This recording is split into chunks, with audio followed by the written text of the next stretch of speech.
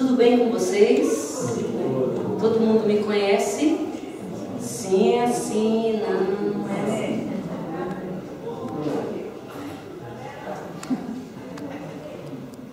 Tem umas cabecinhas fazendo não. Meu nome é Deusa, feminino de Deus. Sobrenome Samu, igual ambulância. Sou psicóloga clínica, atendo na clínica pessoas em sofrimento. Sou psicóloga hospitalar, atendo pacientes em situação de terminalidade e sou especializada em luto, atendo pessoas vivendo perdas. Perdas não só por morte, mas principalmente por morte. Sou trabalhadora da Seara Bendita, no Campo Belo, centro espírita bem grande. Neste momento nós temos ali 9.600 alunos inscritos nos cursos da casa. Trabalho lá todas as quartas-feiras à noite. Hoje eu fugi, por favor, não vão me denunciar. Não grava isso, tá? Depois você vai editar, né? De vez em quando eu desobedeço, entendeu? O pessoal me liga e fala assim: você pode vir de quarta? Aí eu invento umas coisinhas lá, né? Umas mentirinhas do bem, né? E aí eu venho em outros lugares. Deus perdoa, né? Né? Do bem, né? Trabalho também aos sábados lá. Estou na Seara, agora em dezembro, vai fazer 30 anos. Eu só tenho 20, vocês perceberam? Eu já reencarnei lá, entendeu? E sou mãe. Então, aos sábados eu trabalho com os pais. As crianças, enquanto está acontecendo a evangelização das crianças e dos adolescentes, eu fico numa sala bem grande com os pais, refletindo sobre temas relacionados à família, tendo como pano de fundo a psicologia e como coluna sustentadora o Evangelho de Jesus. Sou mãe de 3 filhos, o Rodolfo, 28 anos, eu só tenho 20, né? Piloto da Azul, tá? Quando vocês forem voar e tiver tudo azul, é ele. O Rafael, desencarnado, 23 anos, é uma das razões pelas quais eu fui trabalhar com luto. Emmanuel nos ensina que se não compreendermos a dor do nosso irmão, fatalmente teremos que passar por ela. Então ninguém melhor para abraçar você num momento de dor e dizer que sabe o que você está sentindo. Ninguém melhor que alguém que já tenha vivenciado aquela mesma dor. E o Paulo, que está na faculdade nesse momento. Paulo tem 21, também lindíssimo, inteligentíssimo, uma beleza. Muito bem, nós vamos falar de amor. Eu quero agradecer o convite, viu, Damião? Porque eu achei que vocês estavam de mal de mim. É verdade. Eu pensei assim, gente, aquele povo, né? Eu fui lá, dei uma palestra, todo mundo veio, me abraçou, falou: ai, que legal, gostei. Mas não me chamaram mais. Que estranho, não é? Aí pensei mesmo. Na mesma semana que eu pensei, você me ligou. Nossa, interessante, né? E aí eu estou aqui de volta. Muito bem. Primeira vez eu falei de renovação e hoje nós vamos falar de amor. Acima de tudo, o amor. O apóstolo Paulo, ele, na sua primeira carta aos Coríntios, no capítulo 8, no versículo 1, ele diz assim: o conhecimento nos traz orgulho. É muito legal, né? Alguém dizer assim: eu estudei, eu fiz, não sei quanto, não é? É muito interessante. É muito interessante também quando alguém apresenta a gente. O Damião não fez isso porque eu já sou de casa, né? Mas é muito legal, né? Quando alguém apresenta e fala assim, fulano fez o curso não sei de quê, formado não sei de quê, não é? Aí a gente se orgulha, principalmente não estou afim de ir hoje. Vai, Lua, no meu lugar, bate o ponto lá por mim. Ou então você pergunta para sua amiga mais ou menos assim: nos parques que rodeiam a sua casa, alguma árvore de mal decidiu sair com a raiz no lugar da copa?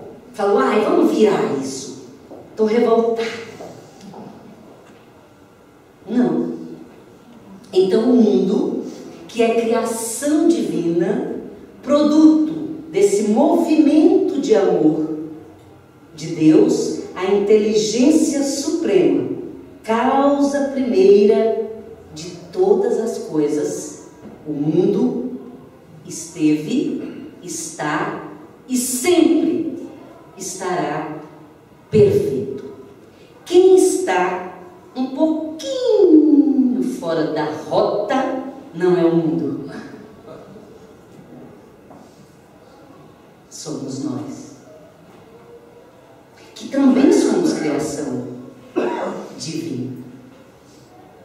Mas como temos livre-arbítrio, a gente anda dando umas cabeçadas. Então o mundo está ok.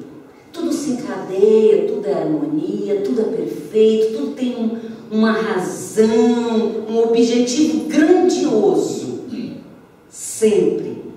Uma amiga minha me perguntou, mas até as baratas? Tem. Tudo. E tudo se encadeia. Muito interessante. Somos todos um, produto do amor divino. Então eu quero convidar vocês para que nós passeemos por essas várias modalidades de amor. Mas vamos focar no amor divino. Lá na Grécia Antiga, os filósofos dividiram o amor em 3 tipos. O philos, que é o amor filial, de pai para filho. O amor eros, que era o amor, é o amor entre casais. E o amor ágape, que seria o amor divino, o amor incondicional. É desse amor que nós vamos falar. É sobre esse amor e sobre essa centelha divina que está em cada um de nós, sem exceção, que nós vamos refletir hoje até mais ou menos 00:10. Vamos fazer um passeio juntos sobre os grandes vultos da história, não todos, porque até 00:10 não dá, sobre alguns grandes vultos da história que personificaram o amor, e vamos refletir sobre a nossa capacidade, porque nós temos o amor ágape em nós, e ao querermos, ao nos movimentarmos, ao fazermos como o poeta nos ensina, sairmos de nós, nós somos capazes de amar divinamente. O amor incondicional, o amor ágape. Vamos lembrar então de Moisés.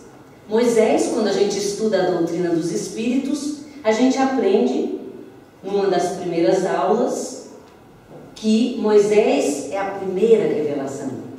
Não é assim? Primeira revelação de quem? De Deus, da lei, não é? Muito bem. Moisés era um espírito de escola. Que significa dizer, em linguagem mais grosseira, que ele estava lá no céu, tá? Tomando água de coco, ouvindo Enya, e estava tudo bem. Por amor Ele se propõe a vir à Terra com uma tarefa. Quando você se dispõe, através do amor ágape, com o amor ágape, mergulhando no amor ágape, se movendo no amor ágape, você se compromete com uma tarefa. Eu, você e todos nós. E eu já sei o que você está pensando aí. Ah, mas eu? Ah, vá. Jardim da Glória, 2014, será? Nós também, cada um de nós viemos com uma tarefa definida. Pode ser que estejamos bem distraídos, com iPhone, com iPad, com algumas coisinhas, com o carro novo, com a casa, o IPTU paguei hoje, amém, Jesus. Né? Nossa, eu paguei e vi lá que é a parcela 9 de 10, ufa! Oh, glória! Bom, Moisés desce, vem nos apresentar o Deus único. Que tarefa maravilhosa! Ele se propôs a isso. Ele vem apresentar o Deus único. Ele é o médium de Deus para apresentar os mandamentos, não é? E aí ele apresenta a lei para nós.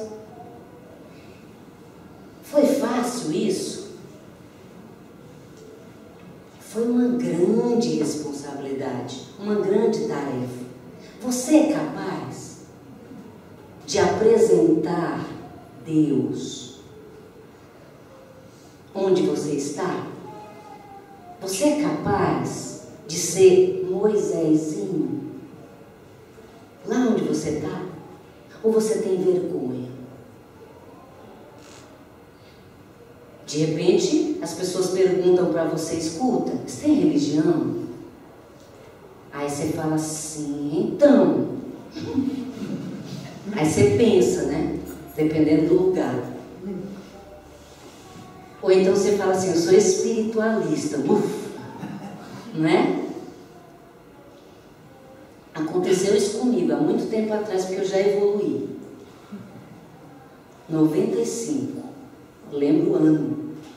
Então, eu fui comprar, sabe aqueles cartõezinhos da edição Paulinas, que tem o esmilinguido? O esmilinguido não é da Edições Paulinas, porque não é católico, é da igreja evangélica, entendeu?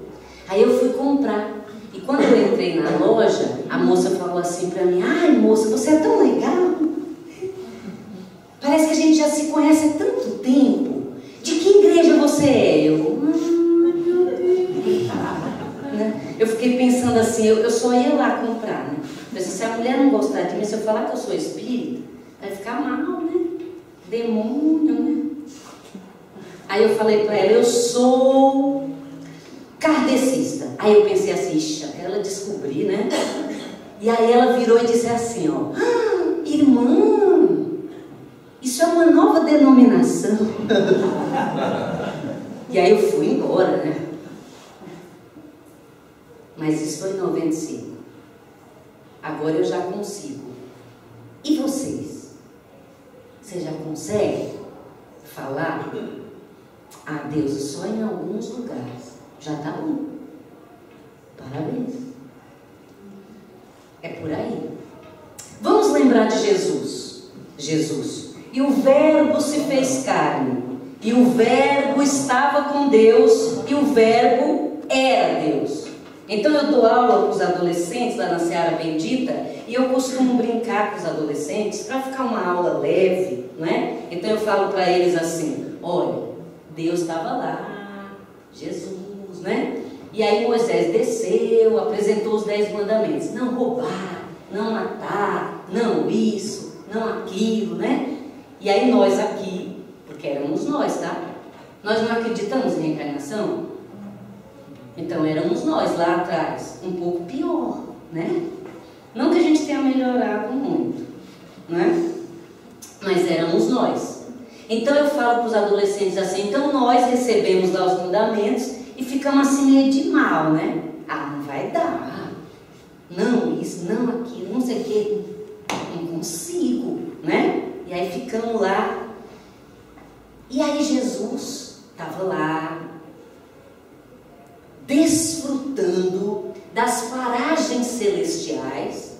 Vocês acham que ele precisava vir? Não. Mas movido pelo amor ágape, eu conto para os meus adolescentes lá na Seara, que Jesus fala assim, pai, fui. E aí Deus falou para ele, desce e arrasa. E aí ele veio e arrasou. Sabe como?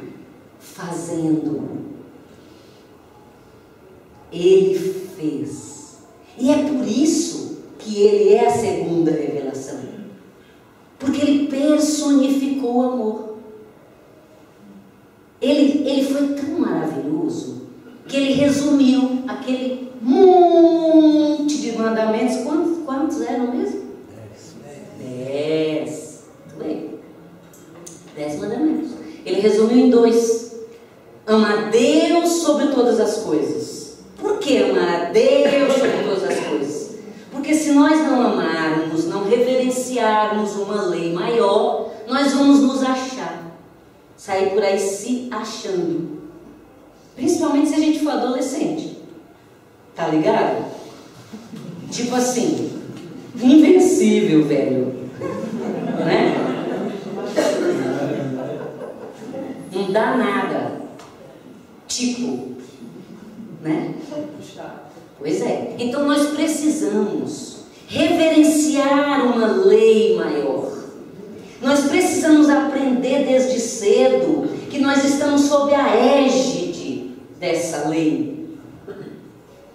Baixar a crista, como me ensinou o meu amor. Né, meu amor? Tá ali, ó. Eu amo ágape, Eros e tudo junto. Né? É meu marido, gente. Ali, ó, meu príncipe. Eba!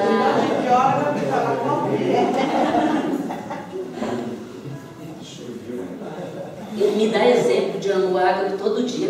Porque ele me acompanha onde eu vou, arruma minhas coisinhas ali, meus DVDs, tudo. Sorri. Ele já ouviu essa palestra umas 400 vezes, entendeu?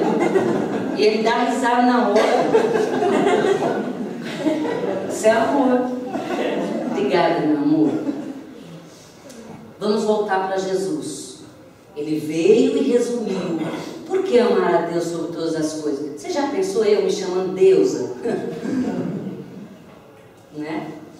E com esse monte de título, é que o Damião não leu, entendeu? É uma listona. Já pensou? Nossa! E com esse sobrenome, Samu? Cheguei, né? Tá louco. Então, é por isso que é para amar a Deus sobre todas as coisas, menos quando você sair por aí, tipo, sabe com quem está falando? Para, tá? Para, respire, tá? Você não é seu sobrenome, você não é seu carro, você não é seu título, você não é sua casa. Você é um espírito imortal que está qualquer coisa e que veio para arrasar, para fazer melhor amor ágape. E aí Jesus resumiu: ama a Deus sobre todas as coisas e ao próximo como a ti mesmo. Mas olha que interessante, por que ao próximo como a ti mesmo? Nossa, querer para o outro é a lei áurea, querer para o outro o que você gostaria para você. Pronto. Na hora que você usa essa medida, você já está amando o próximo. Na hora que você vai fazer algo com alguém, para alguém, contra alguém ou a favor de alguém, você pensa: eu gostaria que fosse comigo? Se a resposta for não, tente outra vez, de outra maneira, em outro momento, para fazer melhor. Então nós conseguimos, se nós quisermos, nós podemos vivenciar o amor ágape, hoje mesmo, todo dia, a todo momento. Ah, Deus, para, eu não sou Jesus. É verdade, você não é Jesus, você é você, mas você consegue. Se você quiser, você consegue. Vamos lembrar de um outro grande vulto que também, movido pelo amor ágape, marcou a história. Jesus tem antes de Cristo e depois de Cristo, né? Então, como diria os adolescentes, foi o cara, não é? Depois de Jesus, vamos lembrar, por exemplo, de Sócrates, não jogador, tá? Sócrates, considerado o pai da filosofia. Sócrates, na Grécia, ele funda a chamada paideia. Sócrates também é um espírito de escola. Ele reencarna com a missão de nos trazer a ideia de justiça, a ideia do autoconhecimento. Sócrates cria a paideia. Sabe o que é a paideia? Sócrates era filho de parteira. Parteira eram as mulheres que faziam partos, não é? Então a mãe do Sócrates era parteira, e o Sócrates ia com a mãe dele e assistia. Vocês sabem que nada é por acaso, né? Pois é. Então ele observava a mãe no trabalho dela, e ele resolveu criar a paideia, que é um parto de ideias. Ele fazia as pessoas parirem ideias. Então ele sentava nas praças e ele abordava as pessoas na rua. A Meire, né, Meire? Chamava a Meire, hoje é você, seu dia, Meire. Aí ele chamava a Meire estava passando, ele chamava a Meire e falava assim: Meire, movido pelo amor ágape, e eu quero que nós nos identifiquemos com Sócrates em algum grau. Ele chamava a Meire e falava assim: Meire, o que é justiça, por exemplo? Aí a Meire falava: ah, justiça é isso e isso, falava. Aí ele falava assim: por quê? Aí a Meire falava: ah, por quê? Por isso, por isso, por isso. Aí ele falava: por quê? No terceiro porquê, a Meire, que está muito afastada do amor ágape, não é? Ela já estava, sabe criança? Quem pariu aqui sabe, né? Que a criança, quando está naquela fase, não é? Mãe, por que isso? Por quê? Aí você fala: por quê? Aí no terceiro porquê você quer pegar o indivíduo, não é? Então, o Sócrates fazia isso. E sabe por que ele fazia? Porque ele, movido pelo amor ágape, queria que nós descobríssemos que nós não sabemos nada. Você acha que você sabe tudo? Não precisa responder. A gente acha. A gente acha. E dependendo da idade, nossa, né? A gente fala assim: eu não tenho mais nada para aprender. A essa altura da vida, não é? A gente fala isso para alguém. Quem fulano está pensando que é? Eu já fui até a Praça da Sé 1000 vezes e voltei. Ele nem sabe quantas conduções tem que pegar até lá. Então, né? Sócrates começou a incomodar os sábios da Grécia. E aí eu pergunto para vocês: o que são sábios?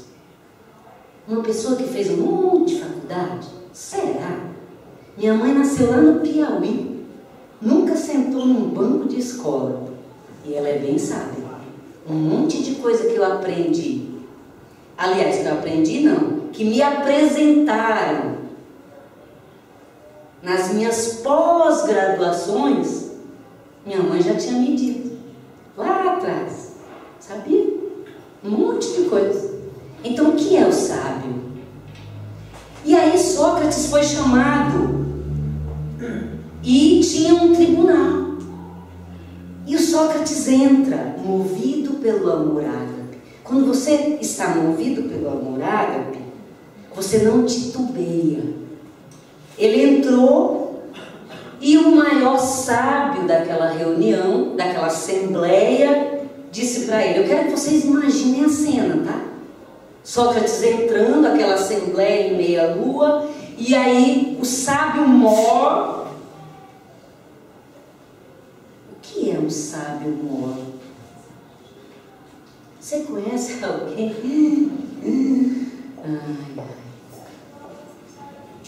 Onde estariam hoje no Brasil, no mundo, os maiores sábios?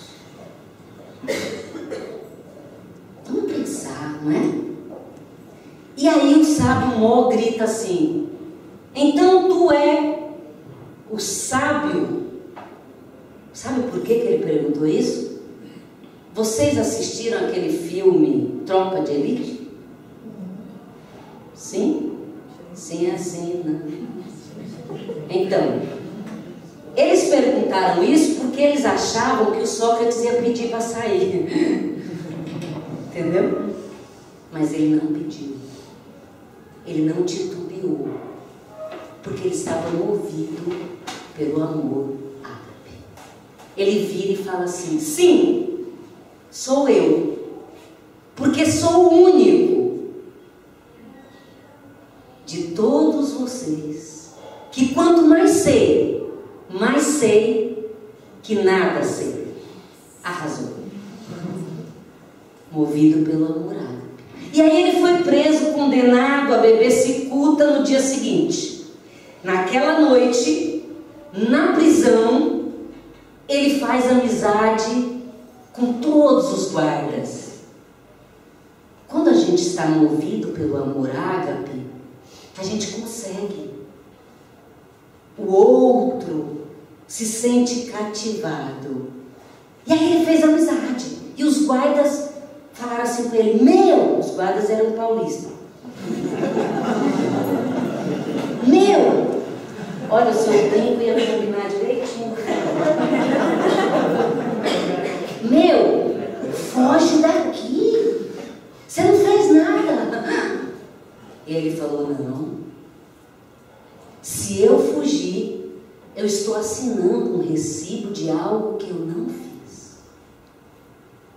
Se alguém aqui leu Paulo e Estevão, vai lembrar que a última cena, quando Paulo vai ser morto, o guarda treme. E Paulo diz, não hesite. É maravilhoso, movido pelo amor ágape. Já estou em outro grande vulto, mas vamos voltar para o Sócrates, que ainda falta. Aí ele está lá na prisão, ele não foge, e aí quem que aparece lá no meio da prisão? Desesperada, porque o marido estava preso? Xantipa. Olha o nome da pessoa. Mas quando a gente ama, não tem problema o nome, né?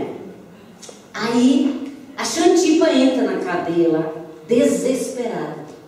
Né? Imagina, eu quero que vocês imaginem a cena. Xantipa louquinha, descabelada, entrando, né? E chamando ele, sei lá como que ela chamava, bem, amor, né? Não é assim que a gente chama? Eu chamo o meu de príncipe, né? Tem gente que chama bebê, né? Então ela entrou lá gritando, amor, bem, sei lá, bebê, né? E aí o Sócrates veio e ela disse para ele assim, você está preso e vai ser morto injustamente. Na biografia de Sócrates, escrita por Platão, nas palavras de Platão, o discípulo de Sócrates, ele nos conta que por sobre o ombro de Xantipa, porque Xantipa abraçou Sócrates, por sobre o ombro de Xantipa, o guarda ouviu Sócrates dizer, e você queria que fosse justamente? Arrasou. Movido pelo amor ágape. Você, como é que você está neste quesito? Movida pelo amor ágape. Você é capaz? O juiz lá em Brasília, quando o filho dele tocou fogo no índio, ele entregou o filho dele. E o repórter no Jornal Nacional perguntou: mas o senhor é pai dele? O senhor não ama ele? Amo. E é por isso que eu estou fazendo isso. Ele precisa responder. Ele é responsável pela escolha que ele fez. Muito bem, vamos para outro grande vulto. Francisco de Assis, a reencarnação de João, o apóstolo do Apocalipse. Francisco nasce filho de Pedro de Nardoni. Naquela época, esse sobrenome já era um problema. O pai de Francisco era milionário. Francisco, filho único, movido pelo amor ágape, nasceu, reencarnou com uma tarefa definida. Ele veio para personificar o amor à natureza, a humildade e o desapego. Aliás, humildade não tem a ver com pobreza, tá? Tem gente que fala assim: eu vim de uma família bem humilde. Não, você veio de uma família pobre. Porque tem gente pobre que é um poço de orgulho. Então, humildade é outra coisa. Francisco nasceu filho de Pedro e Pedro poupava Francisco. Francisco vivia no palácio sem poder ver nos arredores umas coisinhas básicas que a gente vê por aí, tipo assim, nos viadutos, sabe? Irmãos nossos em sofrimento, já tinha naquela época. E aí Francisco poupado, e um belo dia, na linguagem adolescente de hoje, ele resolve dar um rolê pelo palácio. E aí ele descobre e percebe uns cenários nada agradáveis por seus olhos movidos pelo amor ágape, com tarefa definida. E aí ele entra no palácio e fala para o pai dele: não gostei do que eu vi meus irmãos lá fora passando. E o pai dele disse: irmãos? Você não tem irmãos? Você é filho único? É meu único herdeiro? Se você teimar em sair daqui para ajudá-los, eu deserto você. Francisco não hesitou. Movido pelo amor ágape, ele se despe e sai nu, gritando aos quatro ventos: é lá fora que está a minha tarefa. Você é capaz disso? Ou você está preocupada com aquele terreninho lá em Santa Rita do Passa Quatro? Eu atendo irmãos nossos todos os dias em sofrimento. Há pouco tempo atendi um moço que está 2 anos sem falar com o irmão, porque o pai morreu e deixou um terreninho que vale a bagatela de R$1.000. Melhor a gente não ficar balançando a cabeça, não. Melhor a gente pensar na gente, tá? Você é capaz de agora tirar aquele dinheirinho da sua poupança para pagar a cirurgia daquela sua tia insuportável? Porque todo mundo tem uma tia chata. Mas se a gente estiver movido pelo amor ágape, a gente consegue. sem ser hipócrita.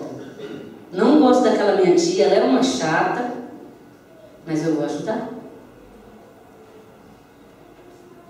Você consegue? Tenta. Tenta. Se você quiser, você consegue. E outro detalhe, não conta pra ninguém não, tá? Que a gente tem essa mania, né? No meio da festa, a família inteira, aí a gente fala assim: fulano, melhorou? Rezei por você. Né? Ou então, eu vou ajudar. Aí eu dou um cheque pro Damião na frente de você. Toma, Damião. E preencho o cheque com aqueles hidrocor, assim.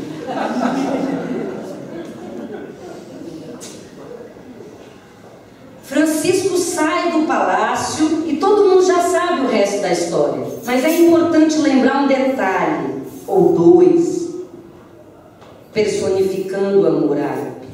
Francisco, logo que sai e já envolto na tarefa, e já mergulhado na responsabilidade, ele encontra Clara. Vocês conhecem Clara? Santa Clara. A mesma Santa Clara da Igreja Católica. Aquela que a gente reza quando está chovendo demais para parar de chover. É a santa que a gente não pode rezar agora. Dá umas férias para ela. Entendeu? Então, Santa Clara, tem até uma música do Jorge Benjol, que é do seu tempo, que fala assim: Santa Clara clareou, e aqui quando chegar vai clarear. Não é? Um disfarce, tá? Ele encontra Santa Clara, e na linguagem adolescente de hoje rola um clima, tá? Amoreros. Clara encontra e diz para ele: estava querendo chorar, rancor, maldade, por quê? Roguei aos céus a implorar, e Deus me mandou você. Doce voz, meigo olhar, celeiro celeste de amor, você veio para me iluminar, chama de paz e calor. Isso é uma cantada, tá? Francisco, movido pelo amor ágape, afasta Clara e a lembra que eles estavam em missão, porque eles eram espíritos afins. Eles combinaram de reencarnar junto. Tarefa. Naquele tempo as meninas já estavam, hein? Você vê, né? E aí, Francisco vira para ela e fala assim: amizade é poesia, encontro de almas afins, na mesma sintonia, êxtase ao som de clarins. Isso é um não, tá? E aí ela fica sentida e ele se distancia. Quando ele se distancia mais ou menos a 5 metros, ela percebe, ela se dá conta. Na linguagem de hoje, cai a ficha. Agora é cartão, é mais rápido. E aí ela vira para ele e diz: amigo. E ele vira e ela diz assim: estou tão feliz. Lindo é tê-lo ao meu lado. Alma pura, algo me diz. Nosso destino estava traçado. Ele volta, a abraça e em uníssono eles repetem: amizade é poesia, encontro de almas afins, na mesma sintonia, êxtase ao som de clarins. E daí em diante eles assumem a tarefa e o resto todo mundo sabe, é só ler a biografia. Você é capaz de renunciar ao amor eros em prol do amor ágape? Será que nós somos? Se nós quisermos, sim. Renunciar ao amor eros. E, por exemplo, ser missionário na Cruz Vermelha. Trabalhar com assistência social. E aí vocês vão falar, não Deus, mas aí se eu for na Cruz Vermelha eu acabo conhecendo alguém também na Cruz Vermelha. Tá bom, né? Será que tem alguém mais próximo de nós que foi exemplo do amor ágape? Tem. Chico Xavier. Chico Xavier, 400 e poucas obras dos Espíritos, que ele poderia ter mansões, dólares nas Ilhas Caimãs, né? Em nome do amor ágape, ele abriu mão de tudo isso. Você consegue? Ou você está aí titubeante, que você não consegue meio período, um dia por mês, ir no trabalho de assistência social do centro que você frequenta? Não é? A gente precisa pensar. Madre Teresa de Calcutá. Madre Teresa de Calcutá, movida pelo amor ágape, na época que a AIDS eclode, lá em São Francisco, ela se reúne àquelas pessoas degradadas, dando banho nas crianças aidéticas, se aproxima dela, um milionário texano, e diz para ela, nossa, eu não faria isso por dinheiro nenhum no mundo. E ela responde, nenhum. Você pode se deixar mover pelo amor ágape e não ter nojo de ir no asilo, porque eu trabalho. Agora em dezembro vai fazer 30 anos na Seara Bendita, e os pais poupam os filhos de ir no asilo porque tem os velhinhos doentes.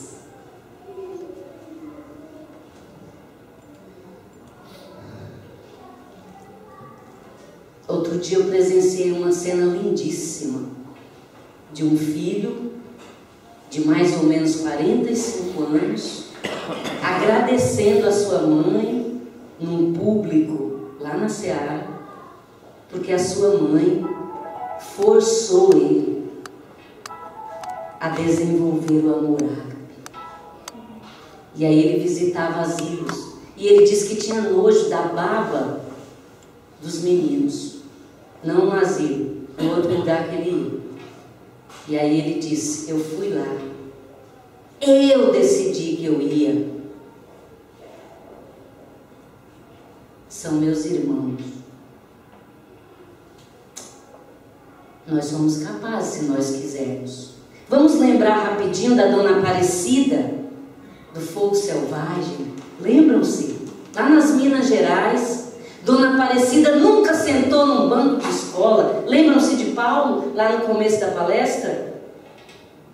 O conhecimento nos traz orgulho, mas só o amor edifica. Dona Aparecida nunca estudou coisa nenhuma. Casada com Raimundo, o nome já sugere a finesse da pessoa.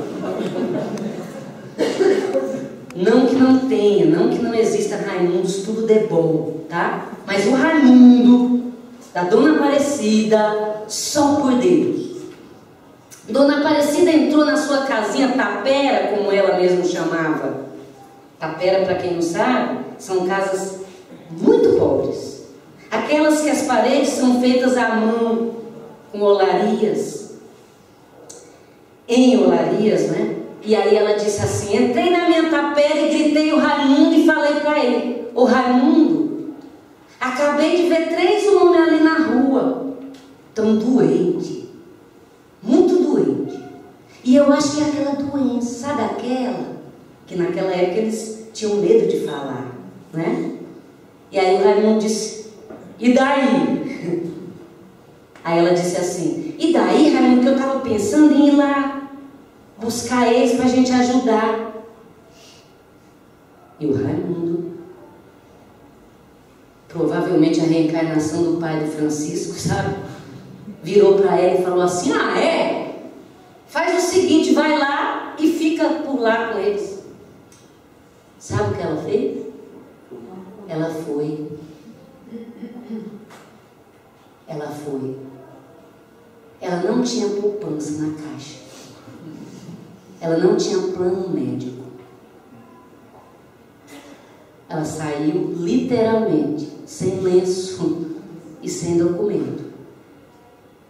E dali, movida pelo amor ágape, porque quando você está movido pelo amor ágape, você, por ressonância, lei da física, você vai atrair pessoas que estão vibrando isso. E aí a obra acontece. Ela criou o Hospital do Fogo Selvagem. Mas ela nem tinha conta no banco. Pois é.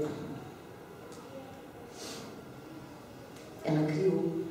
E infelizmente está faltando gente movido pelo amor ágape hoje para manter a obra da Dona Aparecida. Nós conseguimos, tá? Você não precisa montar hospital nenhum não, tá bom? Você consegue ser mais legal com aquele seu avô que tá gagá. Que eu ouço isso, as pessoas falarem, ah, meu avô tá gagá. Não existe ninguém gagá, tá? Existe um espírito que está num corpo idoso e que merece respeito e amor, porque ele é imortal. Você tem um compromisso com ele e com você também, tá? Porque você vai estagiar na velhice. Se não for nessa, na outra ou na outra. Então, exercite o seu amor ágape. Não precisa abrir hospital nenhum. E você pode também ajudar em algum lugar onde tem pessoas doentes. Se você quiser, você consegue. Mas também não precisa ir para lugar nenhum, não. Eu atendo uma paciente que a tia dela está há 12 anos no asilo e a filha dela nunca aparece. Aí a minha paciente vai lá, amor ágape. Mas ela nem é parente dela. Ela é. Todos nós somos. Ou não. Nós conseguimos, se nós quisermos. Lá em casa, nós conseguimos o amor ágape? Sim. Se nós quisermos, sim. Sendo mais paciente, sendo mais tolerante, não querendo saber mais que o outro, ouvindo, ah, mas ele já falou isso 1000 vezes. Ouça de novo. Talvez ele precise falar mais para ele próprio ouvir. Vai treinando que você consegue. No seu trabalho, você já consegue desenvolver o amor ágape? Só para encerrar, que o Damião já está olhando para mim ali, fazendo assim. Ô Damião, amor ágape, por favor. Eu fui há pouco tempo no supermercado Extra. Era próximo de um feriado. E aí eu estava no caixa. Nós estamos falando de amor ágape no trabalho, tá bom? Alguém movido pelo amor ágape. E aí eu estava no caixa e eu seria a próxima pessoa a ser atendida. E aí a mocinha do caixa estava finalizando ali com a cliente. E aí apareceu aquela moça dos patins, sabe? Aí a moça dos patins falou assim, nós estamos falando de amor ágape no trabalho. No trabalho. Aquele lugar abençoado que você torce para chegar segunda-feira. quanto mais próximo do amor ágape, mais você vai aprender a abençoar aquele lugar e aquelas pessoas, todas instrumentos da sua evolução, sem exceção. Aí a moça dos patinhos falou assim para a mocinha do caixa: e aí? Você vai faltar, né? Aí a mocinha do caixa, aparentemente nova ali, falou assim: faltar? Como assim? Você não viu? A gente combinou. Aí ela falou assim: não, mas faltar por quê? Aí ela falou assim: então, no outro feriado, eles sacanearam a gente. Ixi, tá filmando, né? Sacanearam a gente. Aí, a gente combinou que a gente não vai vir. Tá? Aí a mocinha virou e disse assim: não, mas eu tô escalada. Não é minha folga.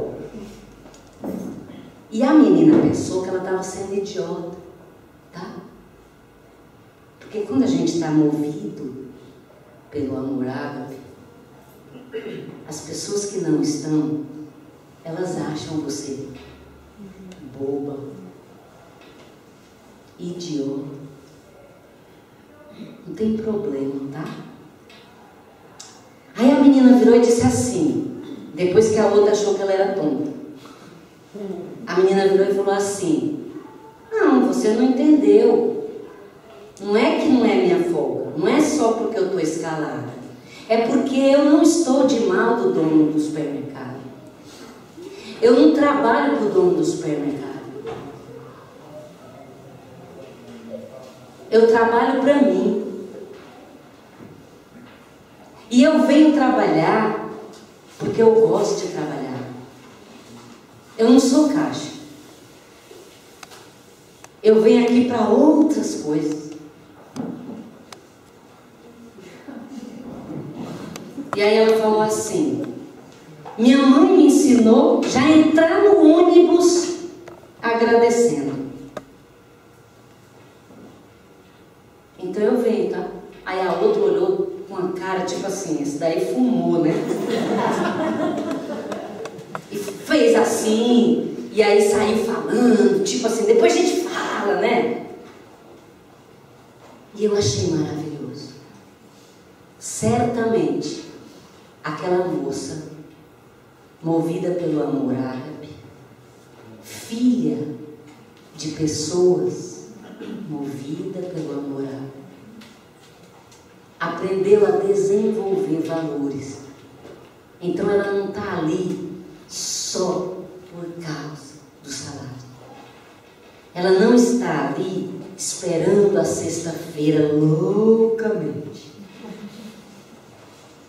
Ela está ali fazendo a diferença na vida de todos os irmãos que passam por ela. Movidos pelo amor ágape, nós podemos fazer a diferença em qualquer lugar, a qualquer hora, sempre. Que Jesus nos abençoe. Eu teria muito mais para falar sobre o amor, mas o tempo urge. Que Jesus nos abençoe, que nós possamos deixar fluir, deixar eclodir de dentro de nós o nosso amor ágape. Hoje mesmo, quando chegarmos em casa, a minha paciente hoje, a última que eu atendi antes de vir para cá, ela me disse que descobriu que a mãe dela não quis amamentá-la. E aí a avó dela contou para ela que quem amamentou ela foi uma japonesa. Ela disse: nossa Deus, eu sempre gostei de japonês, vai ver que é por isso, ela falou.